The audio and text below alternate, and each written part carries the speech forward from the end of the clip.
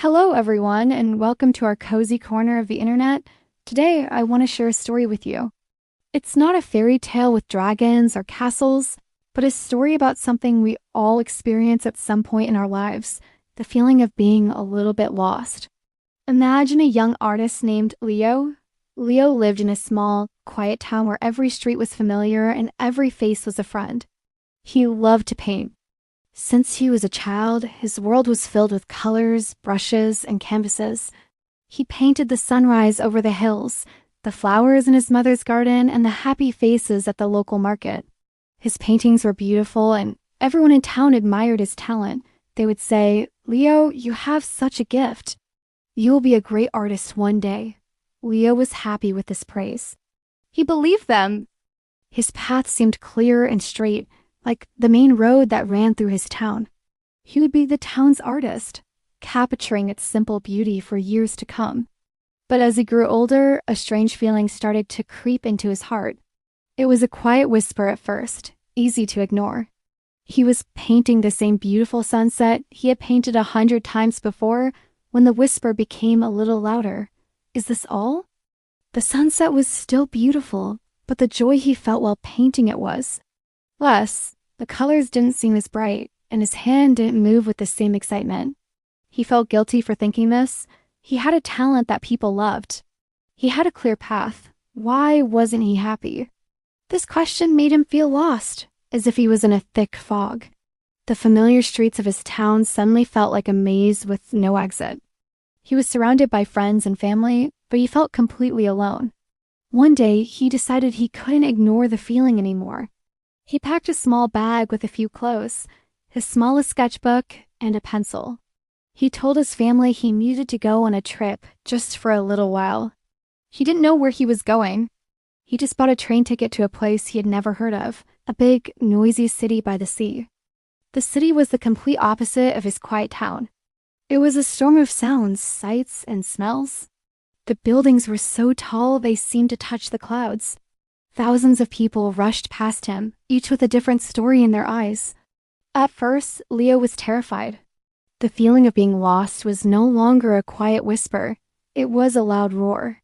In his small town, he was Leo the artist. Here, he was nobody. For the first few days, he just walked. He walked for hours with his sketchbook in his bag, but he didn't draw anything.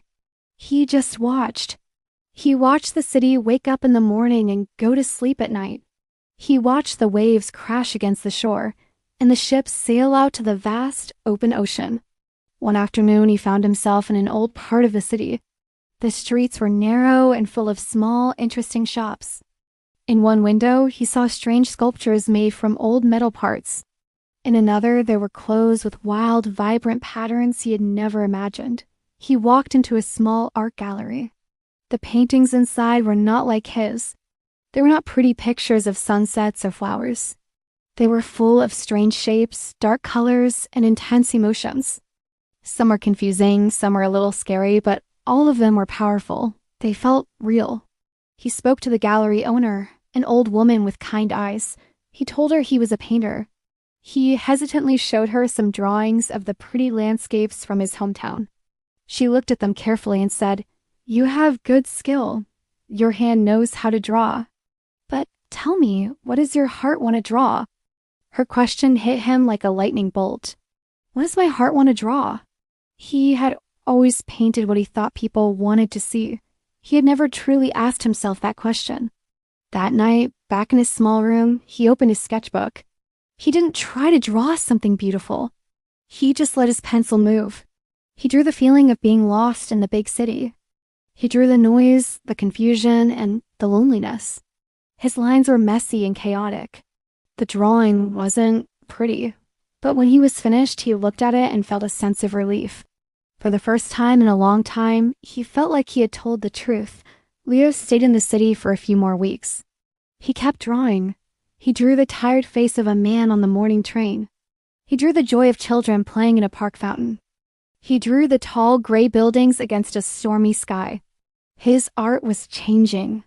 It was becoming less about what he saw and more about what he felt. He wasn't painting perfect pictures anymore. He was telling stories. His stories. And in doing so, the loud roar of being lost began to quiet down. It was still there, but now it felt different. It felt like a companion, a guide. It was the thing that pushed him to look deeper, to explore new streets, both in the city and inside himself. When Leo finally returned to his small town, he was different. He still loved his home, but he saw it with new eyes. He set up his easel not to paint the perfect sunset, but to paint the feeling of coming home after a long journey. His colors were bolder, his strokes more confident. Some people in the town were confused by his new art. "It's not as pretty as it used to be," they said. But others saw something new in his paintings. They saw emotion. They saw a story. They saw a piece of Leo's heart. Leo realized that feeling lost wasn't a sign that he was on the wrong path.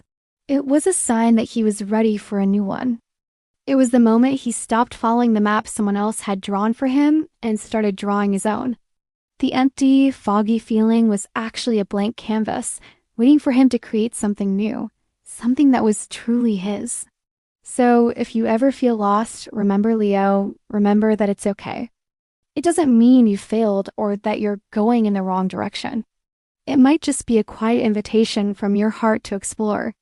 It's an opportunity to leave the familiar road for a little while, to wander into the fog, and to discover what you truly want to create. Feeling lost is a part of the journey. In fact, sometimes it's the most important part of finding yourself. Thank you for listening. I hope this story brought a little warmth and comfort to your day.